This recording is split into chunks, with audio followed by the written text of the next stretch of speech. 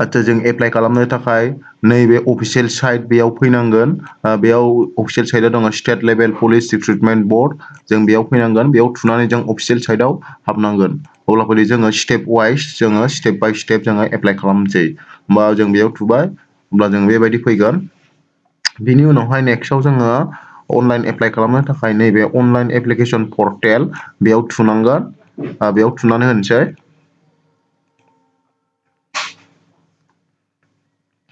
बिनि उनावहाय स्टेपआ बेबायदि फैगोन आरोखि गिबियाव जोङो आसाम पुलिस एबि आरो इउबिखौ एप्लाइ खालामनो थाखाय गिबियाव नोंथाङा मा खालामनांगोन आसाम पुलिसनि साइटआव रेजिस्ट्रेसन खालामनानै लानांगोन।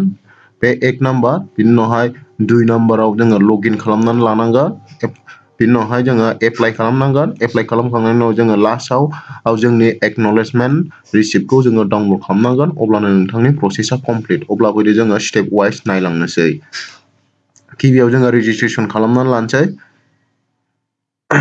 रेजिस्ट्रेसन खालामनो थाखाय जोङो नैबे एप्लाइ अनलाइन लिरनाय दङ। नैबे एप्लाइ अनलाइन बेयाव जों थुनानै होनांगोन।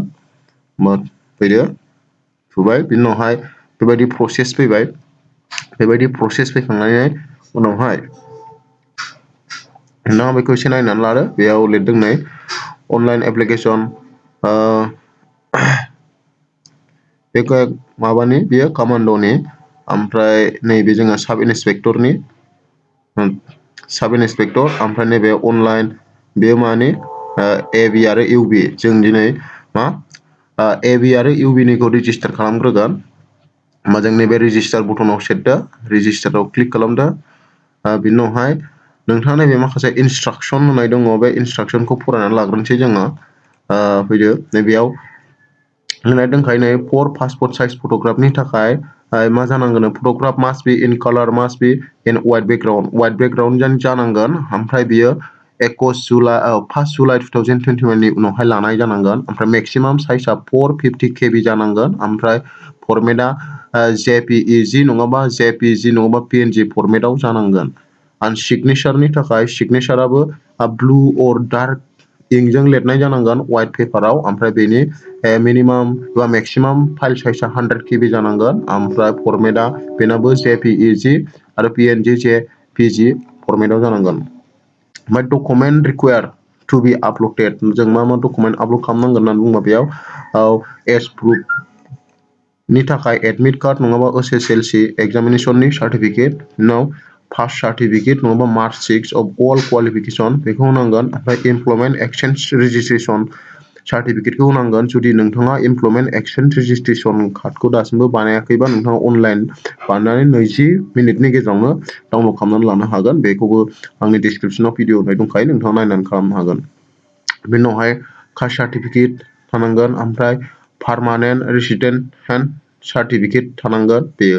बेनि उनावहाय जोंहा माखासे डिग्रि डिप्ल'माफोरनि सार्टिफिकेट आरो बिदिनो माखासे दङ आरो बेखौ नोंथांमोना नायनानै लादो। अब्ला फैदो जोङो रेजिस्टारखौ खालामनानै लाग्रोनोसै।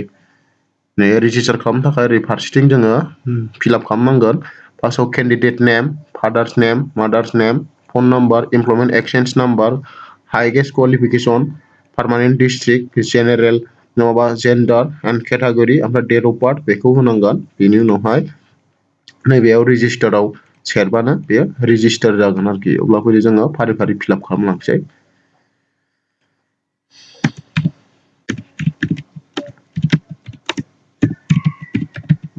आं फारि फारि फिलआप खालामसै नोंथांमोना गाव गावनिखौ फिलआप खालामबानो जाबाय।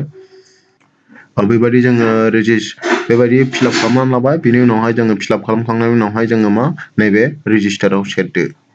उनावहाय OTP फैगोन OTP खौ बेयाव बुनानै होनांगोन। मबाइल नाम्बाराव OTP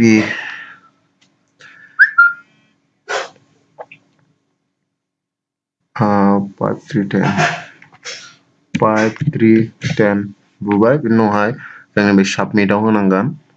साक्सेस जागोन बेबायदि नोंहा साक्सेस जाखांनायनि उनाव बेबायदि मोनसे जोंहा profile has been registered successfully and with recruitment ID बेबायदि मोनसे ID मोनगोन।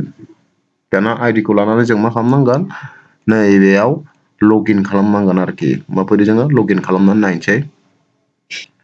मोजां बेयाव गो टु लगइन लगिन खालामखांनायनि उनावहाय बेबायदि फैगोन। दा जोङो बेयाव बेबायदि रिक्रुटमेन्ट आइडिखौ होनांसिगोन, फन नाम्बार ओमफ्राय डेट अफ बार्थखौ होनानै जोङो लगइन खालामनांसिगोन। अब्ला फैदो जों खालामसै।